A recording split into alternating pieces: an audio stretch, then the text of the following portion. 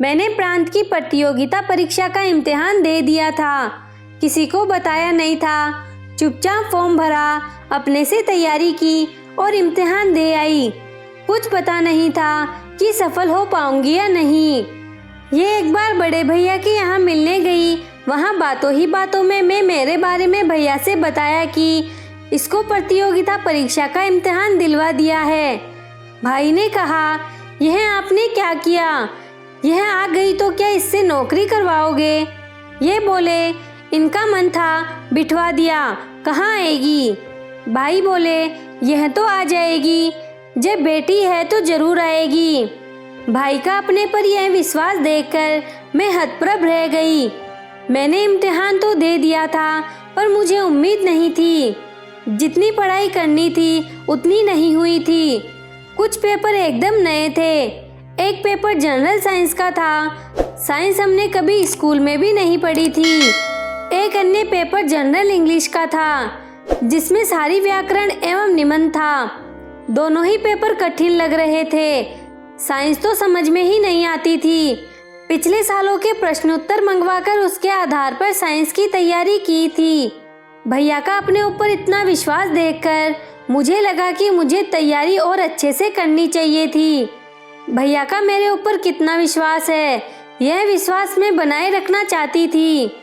खैर, अब तो कुछ नहीं हो सकता था, पर इंटरव्यू भी बाकी था। मैंने सोचा कि इंटरव्यू की तैयारी करना मेरे हाथ में है। मैं पूरी तैयारी करूंगी और मुझे इंटरव्यू अच्छे से देना है। इसमें क्या किताबें पढ़नी हैं, मुझे पता नहीं था। फिर भी मैंने रोज न्यूज़पेपर पढ़ना शुरू किया, खबरें पढ़नी और नोट करनी शुरू की, जिससे कोई भी सवाल आ जाए तो छूटे नहीं, मुझे उत्तर मालूम हो। क्योंकि जनरल नॉलेज का भी एक पेपर था। मैंने अपनी अंग्रेजी भी सुधारी। पता चला कि इंटरव्यू अंग्रेजी में देते हैं। मैं अंग्रेजी पढ़ लिख लेती थी, पर बोलने का अभ्यास नहीं था।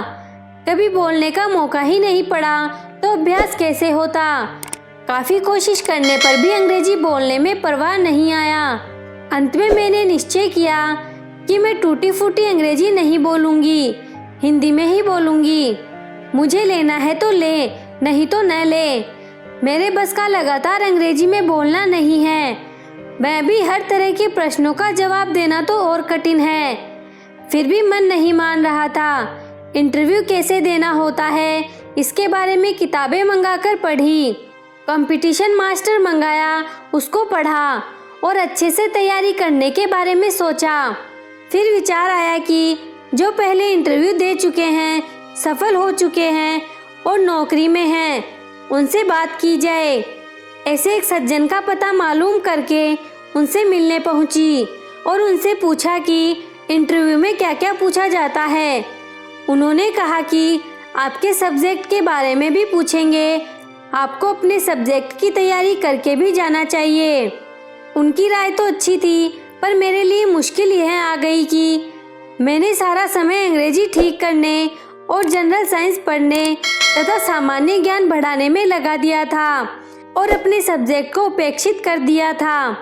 पर उनसे मिलने का यह फायदा हुआ कि मैंने अपने सब्जेक्ट पर भी ध्यान दिया। इंटरव्यू की डेट आ गई थी। इतना समय नहीं था कि सब किताबें देख सकूं। जो टॉपिक आसान थे उन्हें छोड़ दिया, जो थोड़े मुश्किल लगे उन्हीं को देखा। फिर सोचा पहले परिभाषा देख लूं, बाकी बाद में देखूंगी। परिभाषा भी कभी कभी चक्कर में डाल देती है। परिभाषा तो एकदम ठीक होनी चाहिए, उसमें कुछ खुद बनाकर नहीं बोला जा सकता। मैंने परिभाषा ध्यान से पढ़ी। जब टाइम बचा नहीं था, बाकी सब सरसरी निगाहों से देखा। भगवान का नाम लिया और इंटरव्यू देने चली। मैंने सोचा था कि इंटरव्यू हिंदी में ही देना है, जो होगा देखा जाएगा। इंटरव्यू में सवाल पूछे गए। मैंने बिना हिचके विश्वास से हिंदी में ही जवाब दिया। मुझे लग रहा था कि इस पर कुछ तो प्रतिक्रिया होगी, शायद अंग्रेजी में बोलने को कहेंगे। प्रतिक्रिया तो हुई, पर दूसरी तरह से। पूछा गया, आपने पेपर किस मीडियम से दिए थे, हिंदी या अंग्रेजी? मैं समझ गई कि मेरे हिंदी बोलने के कारण ये प्रश्न आया है। मैंने भी विश्वास के साथ उत्तर दिया, कुछ पेपर का मीडियम इंग्लिश था, कुछ का हिंदी। दोबारा प्रश्न आया कि ऐसा किस लिए। मैंने कहा अपना सब्जेक्ट इंग्लिश मीडियम में पढ़ा था, इसलिए उसका मीडियम इंग्लिश रखा और सामान्य ज्ञान और सामान्य विज्ञान का मीडियम हिंदी रखा। सामान्य इंग्लिश के पेपर 2 इंग्लिश में देना ही था। मेरे उत्तर से वे संतुष्ट जान पड़े। फिर और बातों के अलावा परिभाषा पर प्रश्न कर दिया। परिभाषाएं मैं ठीक से पढ़कर गई थी। मैंने आत्मविश्वास के साथ उनको बतला दिया। मैंने परिभाषा का उत्तर इंग्लिश में दिया था। प्रश्न आया कि इनको हिंदी में भी बताइए। मैंने कहा कि मैंने अपना सब्जेक्ट इंग्लिश में पढ़ा है, इसलिए हिंदी में इसका क्या अनुवाद होगा ये ठीक से नहीं बतला सकती। फिर भी हिंदी में क्या अनुवाद हो सकता है यह मैंने बतला दिया। मेरे उत्तर से वे प्रभावित हुए जान पड़े।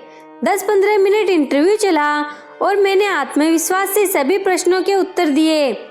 उत्तर देकर बाहर आई। बाहर खड़े लोगों के जिज्ञासा भरे प्रश्नों का बिना कोई जवाब दिए मैं आगे बढ़ गई। जो पूछना चाह रहे थे कि इंटरव्यू में क्या क्या पूछा गया। प्रतियोगिता परीक्षा का रिजल्ट आया। मैंने प्रथम स्थान प्राप्त किया था। भैया का मेरे ऊपर किया गया विश्वास था जिसने मुझे शक्ति दी। मैं नहीं चाहती थी कि उनका विश्वास टूटे, इसीलिए जितना मैं कर सकती थी मैंने किया। भैया के विश्वास का ही आशीर्वाद था कि मेरा इंटरव्यू भी अच्छा गया और मैं आशा से अधिक सफल हुई। मैंने ये प्रथम स्थान पाने के बारे में सोचा अवश्य था। यह सोचा था कि टॉप पर हमेशा स्थान रहता है। हमें हमेशा ऊंचे सपने देखने चाहिए, विश्वास रखना चाहिए एवं लगन और मेहनत के साथ बढ़ते रहना चाहिए।